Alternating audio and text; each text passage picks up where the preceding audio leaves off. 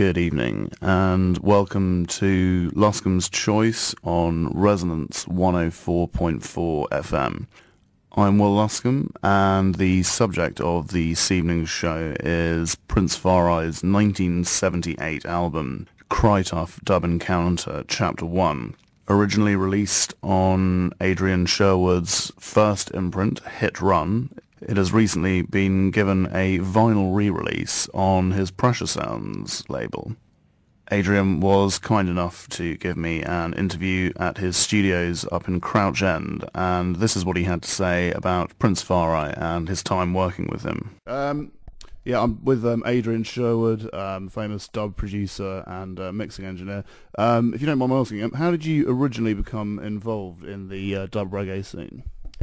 Originally I had a love of reggae, and I was lucky enough that as a kid there was a reggae club near where I lived, and the owner of the club had worked for Palmer Records in the 60s, and when I was at school in my summer holidays I worked for Palmer in the record shop, and then when I left school I worked for Palmer that summer, and then at the end of the summer my friend who formerly ran the club, who was considerably older than me, he and I started a reggae distribution company, one of the first in England. Oh, fantastic. So is that what motivated you to start Hit Run Records originally? Well, what we did, we started J&A, which it wasn't stand for Jamaica, it was Joe and Adrian, which was our distribution company. And then later that year we started Carib Gems Records, and that's how our connection with Prince Far I started. And we released the first Prince Far I, for second Twinkle Brothers, very early Dillinger, Trinity, one of the Michael Rose's first single, and things like that. It was a really good label. Then after Carib Gems, I started Hit Run, with the help of Prince Far I, who I'd met during my time at Carib Gems. So, was there any kind of idea behind the label? I mean, I know people credit you and Far I with sort of defining roots at the time. Was that the kind of driving concept behind the label? Well, it wasn't me, because I wasn't like an artist. I was at the time just trying to I made my first productions at the age of 19 for fun. I just hummed bass lines to a bass player. It was a calypso bass player, really, in the town where I lived, and which was High Wycombe, and I ran a session using some great musicians from Jamaica and London. So I can't take credit for anything there, really. I mean, Far I, what he did, everybody in that time prided themselves on having their own sound, and Far I's idea was to have the slowest one drop, the most kind of slow, dirty. You actually really quite minimal as well, wasn't it? That was it. He wanted it really just drums and bass and his voice booming over the top and really slow, meditative things. All right, and also, I mean, how would you define roots, if you can? Roots music, as opposed to dub. Well, roots music is basically the sound of which is unique to the Jamaicans. It's basically they're singing songs about the Back to Africa movement, where they come from, the history of slavery, and to be honest with you, if you look at the world now, the biggest injustice and about reparations being made to people going on about the Holocaust and whatever else they're banging on about all the time. If black people were, if there's any justice in the world, there'd be several of the American states would be self-run by black people. There'd be all sorts of reparations made for what happened to them, and I think it's a massive injustice. And with roots music, you've got the people from the Caribbean, who suffered terribly. Jamaica was probably, it was fought over. It's one of the cruelest places in history. Its history is awful, with the Spanish and the English, and the roots music is the voice of people, and it's an optimistic voice for a future, but bearing in mind the memory of the past, and never to forget they're Africans and where they are now in the world. So what was it like, as like a pretty young guy, like going to Jamaica and working with like such a notable dub artist? Was it pretty good? I didn't actually go to Jamaica. Prince Farouk came to England. I went to Jamaica much later. I've only ever been to Jamaica 3 or 4 times. It's not. I never had this fascination. I want to go to Jamaica.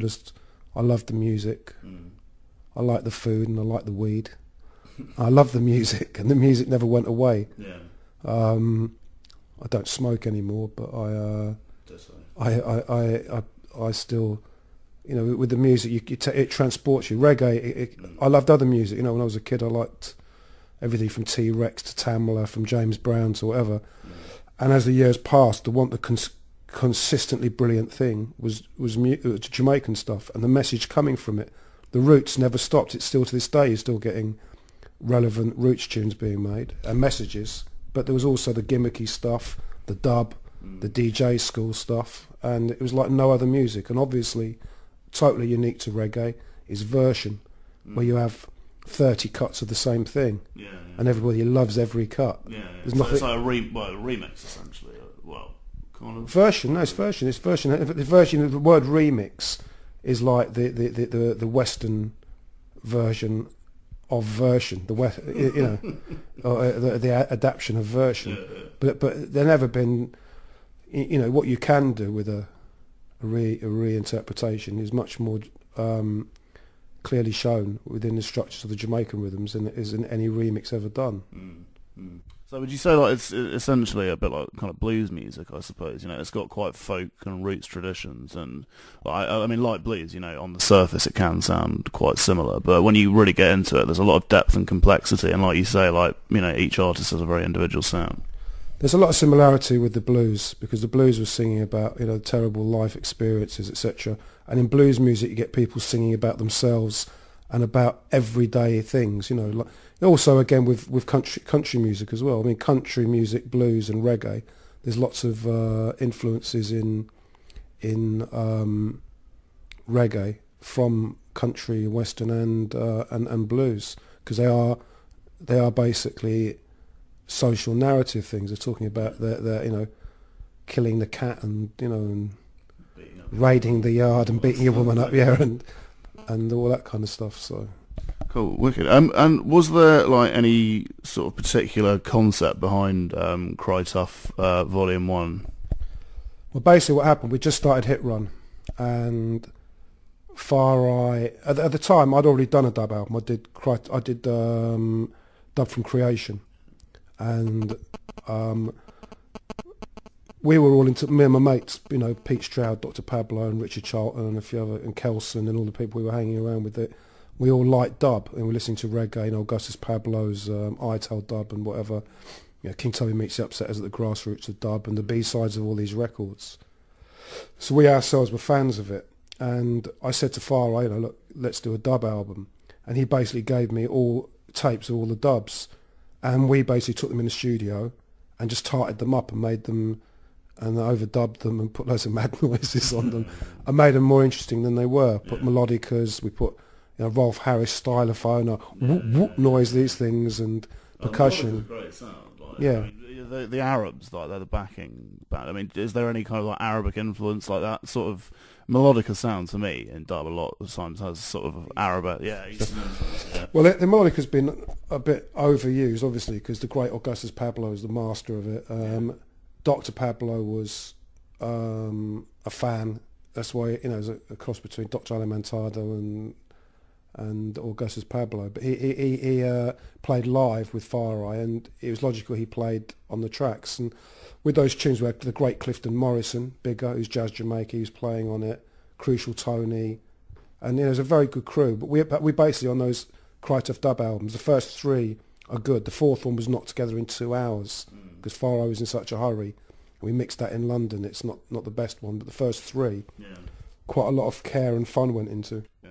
Cool, man. What was, would you say Flabber Holt was crucial to the sort of stripped down Far Eye sound?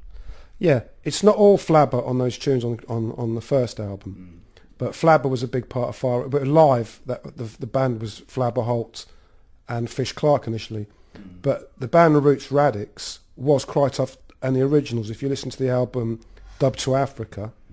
That album is the first effectively Roots Radix album, and that was put together by Prince Farai. Farai actually, was responsible for the creation of what became Roots Radix. Yeah. Isn't there Bass Ace on? Bass Ace yeah, that's fantastic. Yeah.